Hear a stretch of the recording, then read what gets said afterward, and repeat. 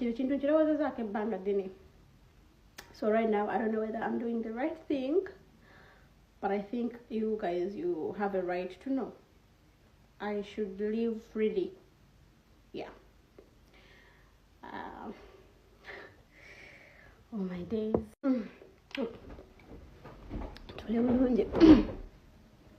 I think you guys, you have a right to know. I think you deserve to know, because mwatwagala nnyo, mwatubiyita, mwatusuuta, support gye mwatuwa, mwatulaga. It's one of the reasons actually I'm living a life that, I'm having such a life that I'm living right now. So I think you have a right to know, hopefully, yeah.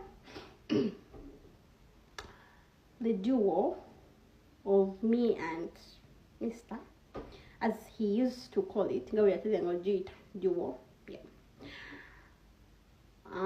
In most of his interview, duo, of which it's okay with me. I don't mind. Techaliwo. I'm sorry to say this.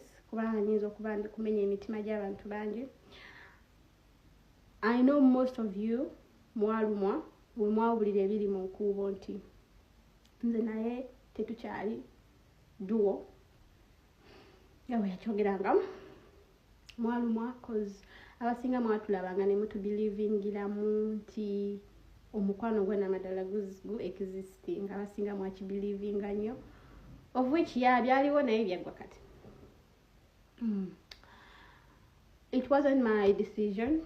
Yali decision ye okukivaamu yakera bukezi ku machachwe kuba nanoba mbanjogera. But anyway, abasajja babeera n'endowooza zaabwe, abane bye baagala. Maybe I had my fault zinali semanyimu, but whatever, things happen.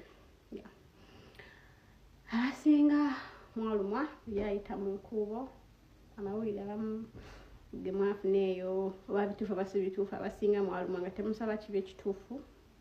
Naye njagala mbagamba temukoma mu kukkiririza mu mukwano, like any couple nebezze ku TikTok omujiwelo coming kuba buli muntu aba ne time ye gwegwako ngegwako, yeah, just kyembasaba time bwe nabe etuuse nga nfunye omuntu omutuufu ne mubalaganga, like maybe tugeze omuntu oyo nga ayagala social media, in case ne mubalaga mumuwelo coming mu bulungi, awatali kujajinga ne kenyini wanaba balaza omuntu gwayagala temumujajinga mumuwelo coming. Just continue the love, supporting, and yeah, tukulemeza omukwano so sibchai.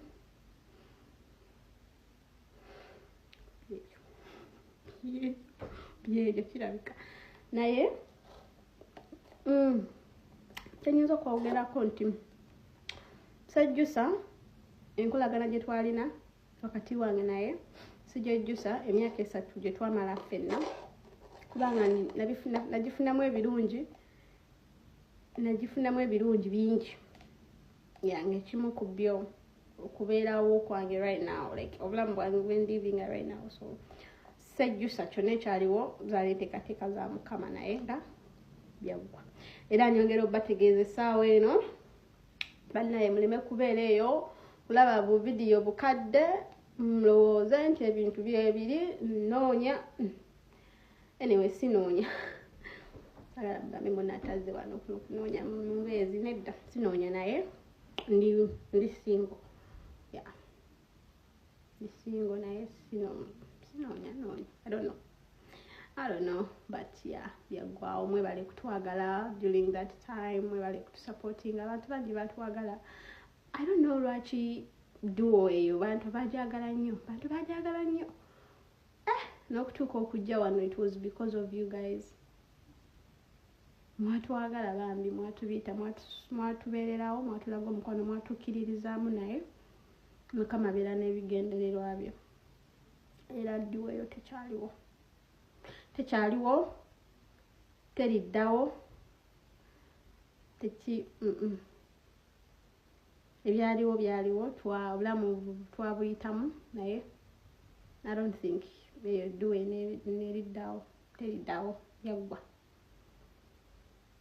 I think you guys deserve to know kubanga bambi mwatwagala naye kitegeeza nti ate mulekerawo kukkiriza mu mukwano mufuna ababeezi naye making sure nti obeera n'omuntu akuvaluinga, obeera n'omuntu akulaba mu future, obeera n'omuntu akukkiririzaamu, obeera n'omuntu nga bw'aba ayogera ebigendererwa bye weewulira nti muli mu bulamu bw'omu maaso, bw'aba abunyumyako weewulira erinnya lyo nti alikoonako, obeera n'omuntu nga akwegomba all the time, obeera n'omuntu nga musanyufu okuba nti ali naawe.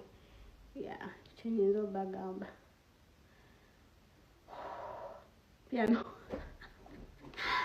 Oh my days, pulira n'omutima gukola ki mungu okuba bibegamba naye nga you guys you had a right to know what happened. Kuba video bwe bujja kusigalayo ku social media naye byaggwa byaliwo naye byaggwa. Mwebale kutwagala.